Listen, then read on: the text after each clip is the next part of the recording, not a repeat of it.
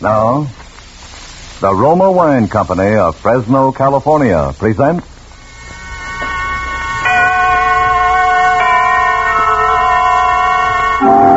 Suspense.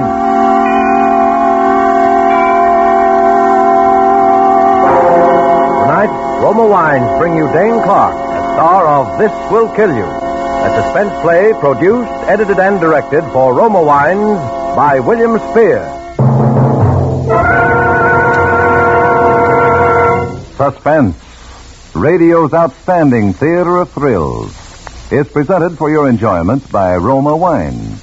That's R-O-M-A, Roma Wines. Those excellent California wines that can add so much pleasantness to the way you live, to your happiness and entertaining guests, to your enjoyment of everyday meals. Yes, right now a glassful would be very pleasant as Roma Wines bring you Dane Clark in a remarkable tale of suspense.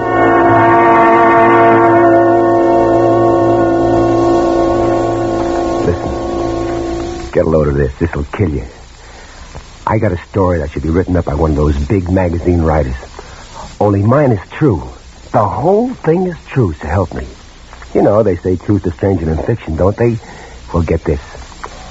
I was working down at the Acme Engineering, an outfit making hydraulic valves for gun turrets. And we had a foreman named Charlie Harris, one of those big, good-looking guys who thought he was a big shot because he was a boss. Well, this guy was always picking on me.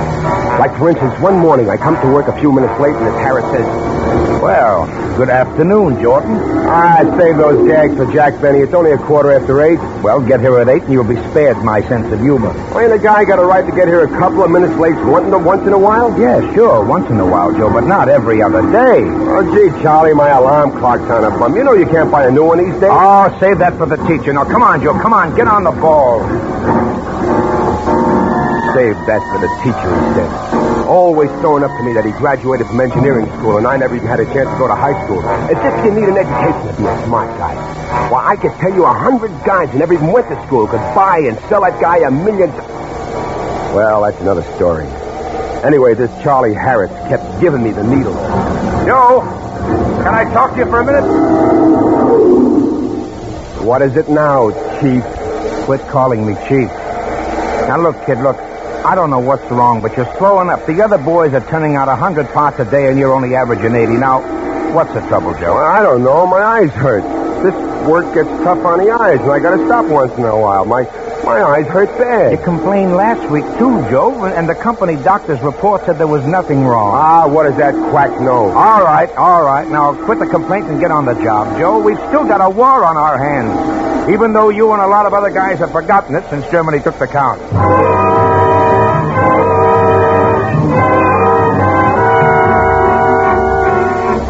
There's a war on. Did you get that? At the time, he was technically right, but giving me the business just because he didn't like me, waving your flag and singing, "Oh, say, can you see?" Look, I'm just as patriotic as him or any other guy. Could I help it if my eyes hurt bad?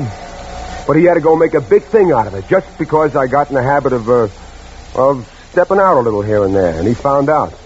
Well, ain't a guy got a right to have a little fun once in a while just because those Japs are still popping away? So my eyes hurt a little the next day. Is that so terrible? Are the Japs going to win a war just because I've had a little fun? So anyway, he keeps picking on me and picking on me. And one day while I was knocking my brains out, Joe! Oh, let me ride in the wide open spaces that I love. Don't offend me. Joe! What? Yeah? Now, look, Joe, look. I don't like playing cops, but you know there's oil and gasoline all over the place. Yeah? And that a cigarette dropped into one of those pools could burn the plant down? So what? So read the sign beside your machine. Well, I can read it, Charlie. Go on, read it. No smoking. Drop that cigarette. Why, what cigarette, Charlie? You stupid jerk. Why, I'll break your head for that. Oh, you will, eh? Oh.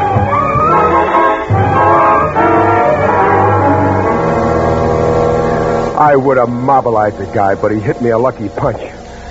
Never would have happened again in a million years, but... Well, he knocked me out.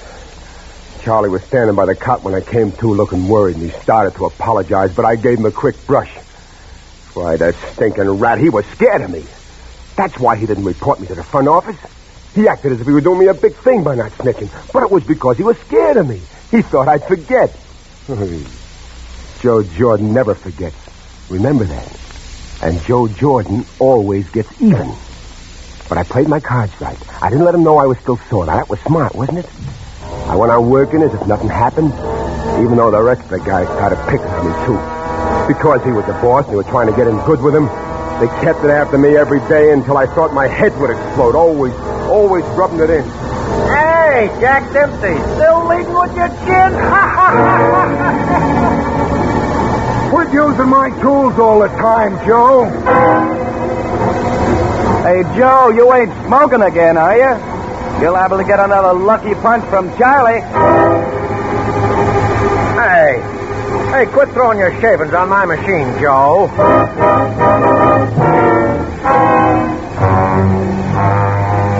I used to get splitting headaches from the pounding on my brain. Well, you would, too, getting it from all sides like that, wouldn't you? It wasn't so bad during the day. The machine drowned out the noise in my head, but at night, that pounding would start, steady like my machine, banging away all the time so I couldn't sleep. It might have got another guy, but not me. Not me. I'm too tough.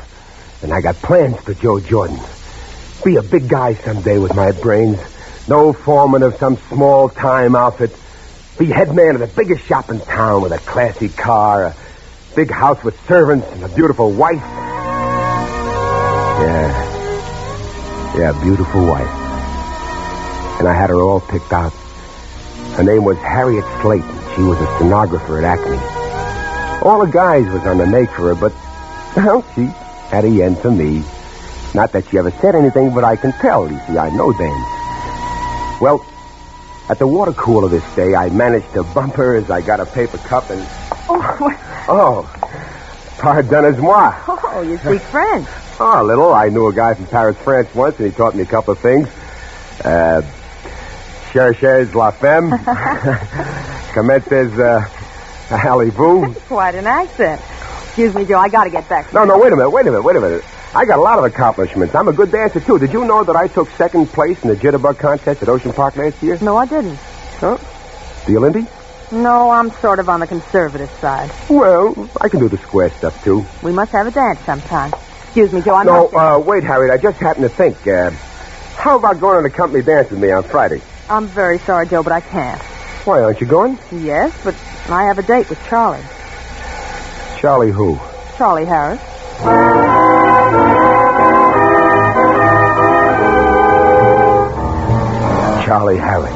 Charlie Harris. He moved into my life. Then he moved into my head and he started banging. And now he moved in with my girl. That guy was doing everything he could to burn me up. He knew I was going to ask Harry to the dance, but he beat me to it. Okay, I said to myself, I can wait a week. But I'll get to dance with that little lady, and once I get her in my arms and I show her a couple of steps, she will want to dance with him again. Well, it was a long week, and I kept hearing reports that Charlie and Harriet were engaged. But that was just to burn me up, see? And then came the dance. Hey, didn't you bring a dame, Joe? I got a doll here, pal. Where is she? Dancing with some other guy? Yeah, she's dancing with some other guy. Don't stand there with egg all over your face. If my dame was dancing with another guy, you can bet I'd cut in. Well, that's a good idea.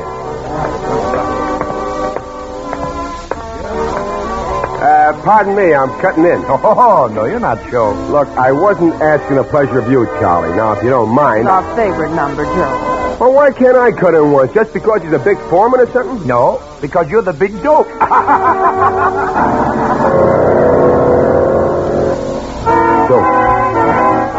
did you get that? He called me a dope. But he didn't know I was smart. You know, all good things ain't on the surface, you know. I went home, I tried to sleep, but the pounding on my brain was coming like a sledgehammer. Bang, bang, bang, bang, and I could hear her laughing at me. That dirty, double-crossing dame, laughing at me. And the bang in my head was coming louder and louder and crashing against my brain, exploding on my forehead. And then the pounding...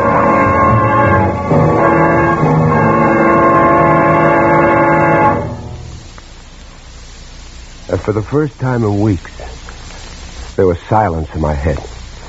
That soft, cool quiet, like Sunday morning when you were a kid and no one was awake in the house but you. Like Christmas night after the excitement was over and you went to bed and you thought about the new sled and the wonderful dinner you just ate. And there was peace on earth and then I got the idea. No more pounding in my head now. I was going to eliminate the cause of the pounding, kill the root. Yeah, I was going to kill two birds with one stone. Charlie Harris was going to burn for murder. And the murder? The murder of Harriet Slate.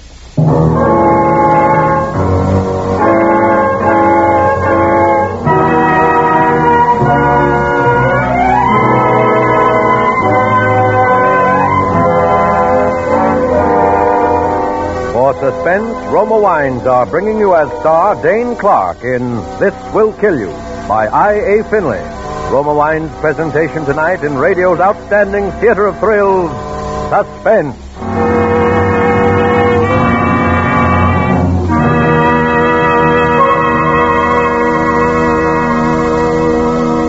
Here's a suggestion from the internationally renowned hostess Elsa Maxwell, who says this about smarts and gracious hospitality. Next time you entertain, flatter your guests by serving glorious gold and amber Roma California sherry. Perfect before dinner, perfect at any time. A most delightful wine of light, nut-like taste. Serve cool. From California's choicest vineyards come the carefully selected wine grapes for distinguished Roma sherry and all fine Roma wines. Remember, good Roma wines never vary in fine quality, are always pleasing, the happy result of selected grapes, carefully picked at their peak of flavor goodness, gently pressed, then unhurriedly guided to perfection by the ancient skill of Roma's famed wineries. Yes, good Roma wines are always delicious, yet cost only pennies a glass. Remember, because of uniformly fine quality at reasonable cost, more Americans enjoy Roma than any other wine. R-O-M-A, Roma wines. And now, Roma Wines bring back to our Hollywood soundstage Dane Clark in This Will Kill You, a narrative well calculated to keep you in suspense.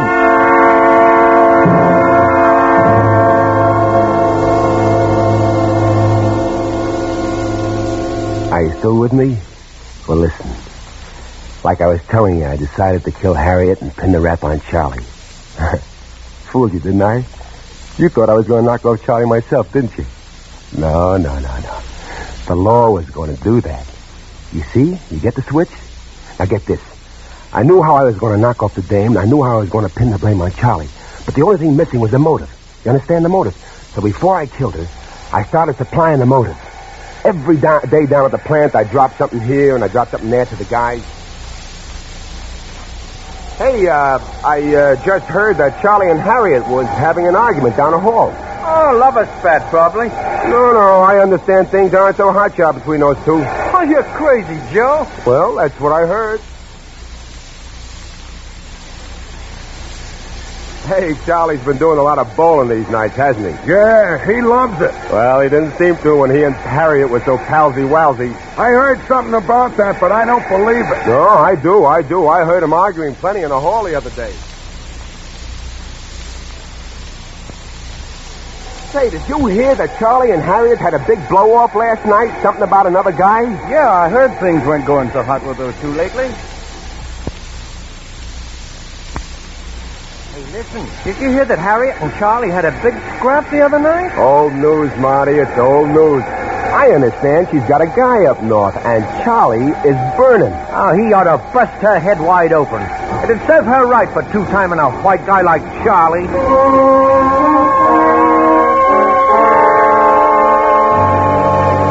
There was the motive. Signed, sealed, wrapped up in a big red ribbon and ready to be delivered. Now, was that smart or was that smart? And the next afternoon, I heard Charlie making a date with her for that night. He didn't know it, but it was going to be his last date. When the 5 o'clock whistle blew, Charlie went in to wash his hands. I slipped over to his workbench. I grabbed the steel pipe he used on his drill press, and I slipped it under my coat. I wore gloves so my fingerprints wouldn't show on it. Smart, huh? Only Charlie's fingerprints were on the pipe. I waited outside the plant, and in a little while, Charlie walked by. Got a minute, Charlie? Huh? Yeah, I guess so. Look, there's an idea I've been working on that can speed production in our department. Now, can I talk to you tonight for an hour or so? Oh, I'm sorry, Joe. I can't tonight. I got a date with an angel. But, Charlie, with my idea, each man can turn out 200 valves a day easy. I got it all worked out in a model in my room. Can't you make it tonight? Look, Joe, I told you I got a date. Oh, fine. You're always giving me that patriotic stuff when it doesn't cost you anything. Huh? Okay, Charlie, I took you up on it. I've been giving up my nights to work on this idea I have. Now, look, I don't expect nothing out of it. But when I ask you to give up a measly hour, you're too busy. Now, why can't you come up after your date? Whoa. Easy there, Joe, easy. Oh. I didn't know you were so hot about all this. Okay, if it means so much to you.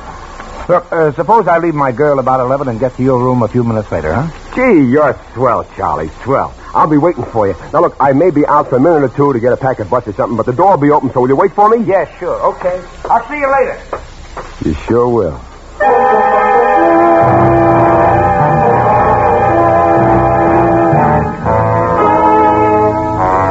Everything was working out just like I planned. Pretty good for a dumb guy, huh?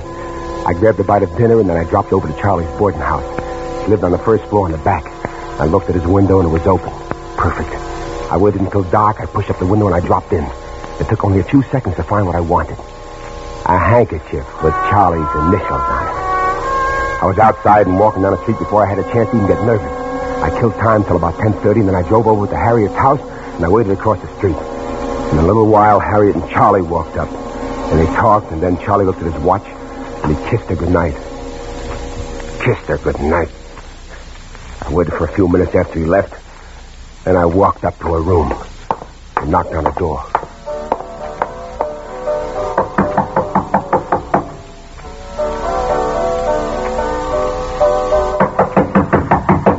Who's there? It's me, Harriet. It's Joe Jordan. I got something to tell you about Charlie.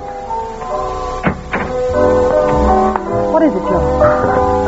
Don't get nervous. Nothing's happened. I'm just playing a little trick on Charlie. Oh, you had me scared for a second. Come on in, Joe. I was just making a little home recording of the song on the radio. You know, singing along with the band. I know Charlie will get a big kick out of it. That's your favorite song, isn't it? Mm-hmm. Charlie, too. We love it.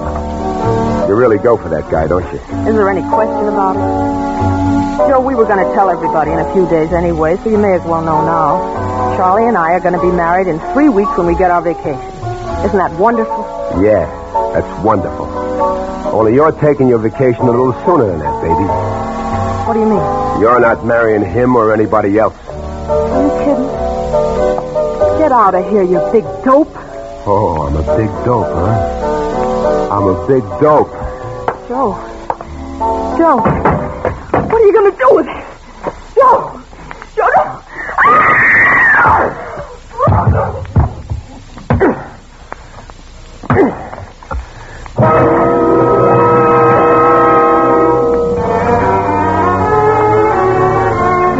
I did it. It was done. I looked at the clock. It was 11:10. He'd just be getting to my room now. 5 minutes to kill. Hey, did you get that? Now I had time to kill. That was a good one, wasn't it? I dropped Charlie's handkerchief on the floor, then messed up the joint to look like a struggle. And I waited till 11:15, and then I smashed the clock. It stopped dead. Did you hear that one? The clock stopped dead. Good, huh? I dropped the steel pipe on the floor, blew the place fast, and raced home. I ran up the stairs worried that maybe Charlie had left, but he was still there. Well, where have you been, Joe? I was just getting ready to leave. Oh, I'm sorry, Charlie. I got stuck. Oh, okay. Where's the model you were talking about? Oh, gee, I'm sorry to drag you all the way over here for nothing. It's still at the welders. I thought it would be here sure by tonight.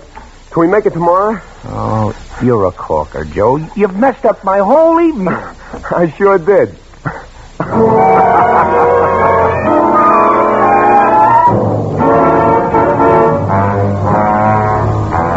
I kept chewing the fat with Charlie about this and that until I was sure he wouldn't get home until late. And then I dropped off to a nice, restful sleep. The next morning, I was on the job at 8 on the dot. Charlie was there already, but that didn't worry me. It wouldn't be for long. And about an hour later, the kids in the front office came up and said something to Charlie, and he left the shop. Now, that was it.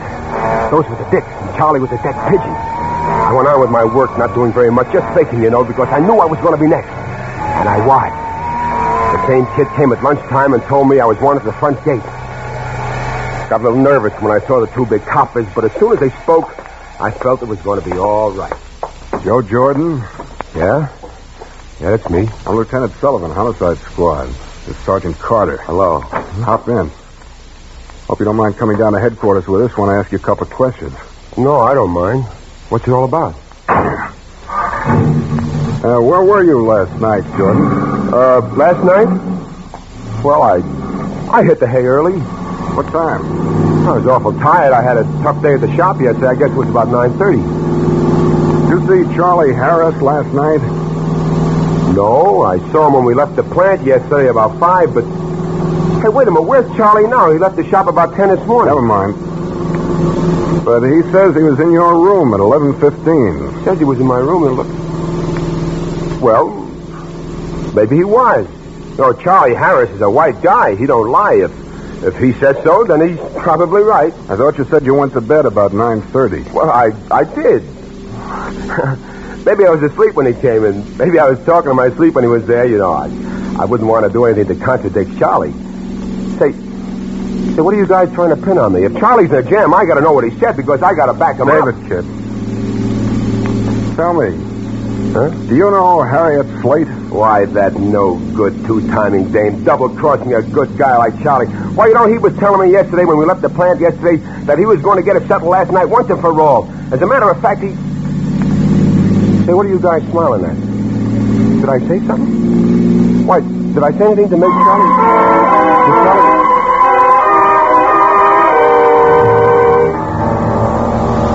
Smart, huh?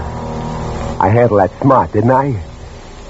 Do you see now how I worked the whole thing out? Every little detail? Remember now how I planned it that night in bed when the pounding stopped like I told you before? Oh, the trial was a cinch. The DA had all the evidence he needed and a little more. Charlie was with her that night? Proved. The steel pipe was his, wasn't it? Proved. There were his fingerprints on it, wasn't they? Proved. And the motive? The boys in the plant furnished that. They were perfect witnesses. They liked Charlie. They tried to help him, but they had to admit the stories that were going around. And the piece de resistance, that's French, was the way I knocked his alibi for a loop. Now do you see why I smashed the clock at 11:15? Do you? It was airtight. Charles Harris, will you rise and come before the court? Charles Harris, a jury of your peers have found you guilty of murder in the first degree, and I...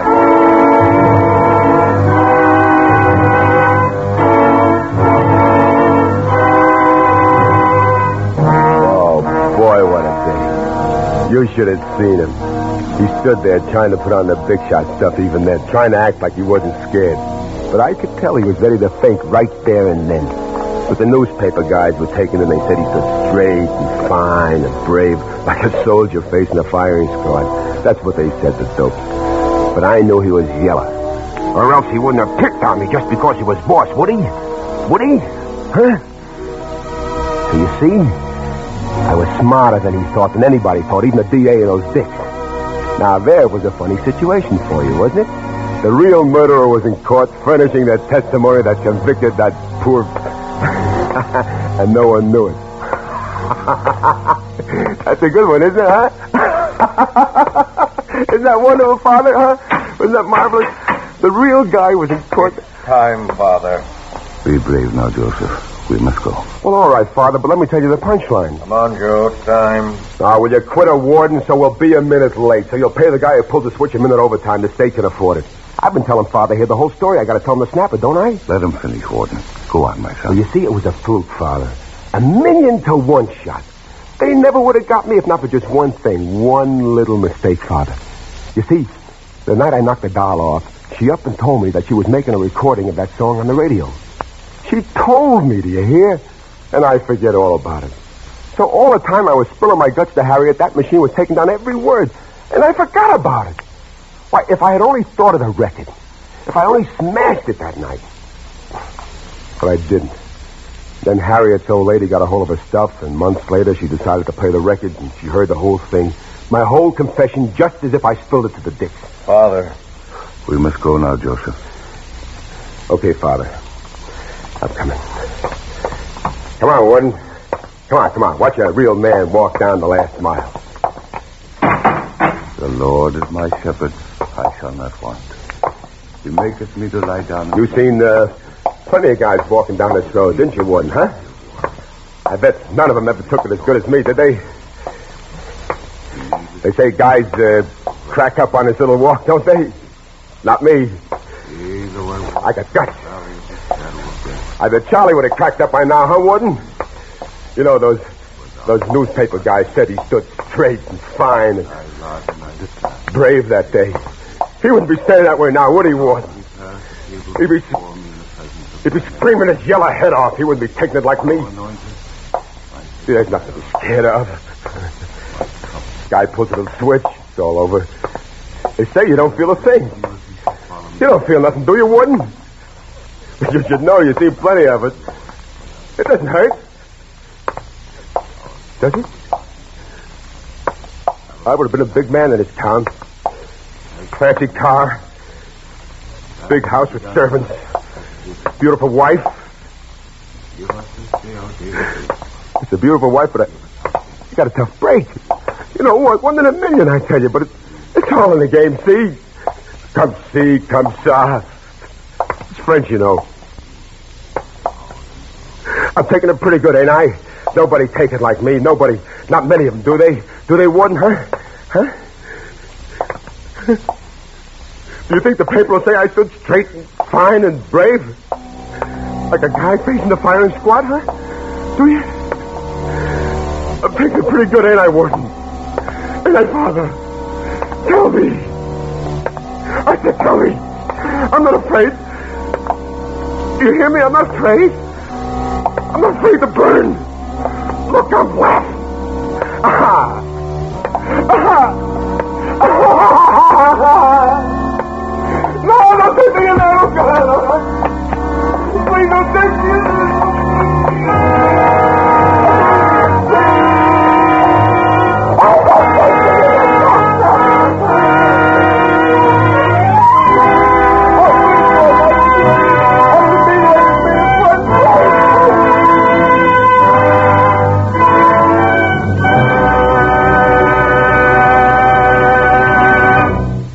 Roma Wines have brought you Dane Clark as star of This Will Kill You.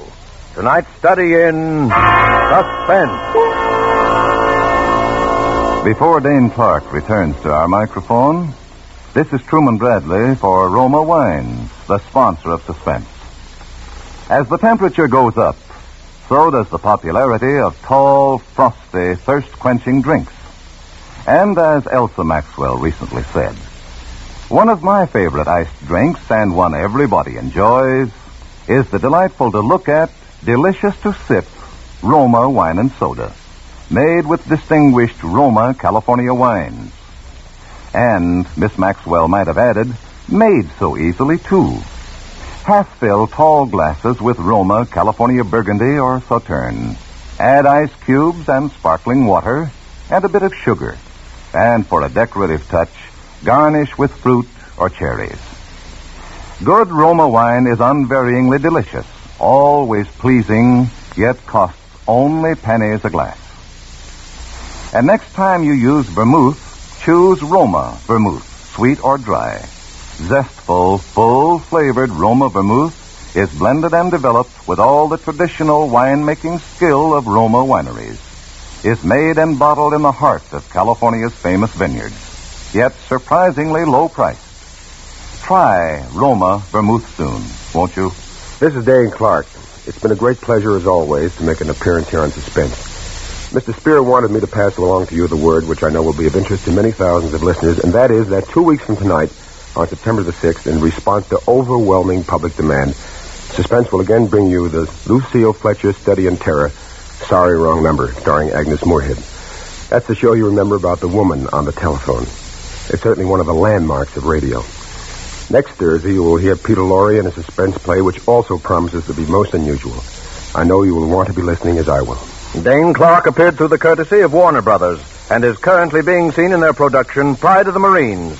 Next Thursday, you will hear Peter Lorre as star of Suspense, radio's outstanding theater of thrills.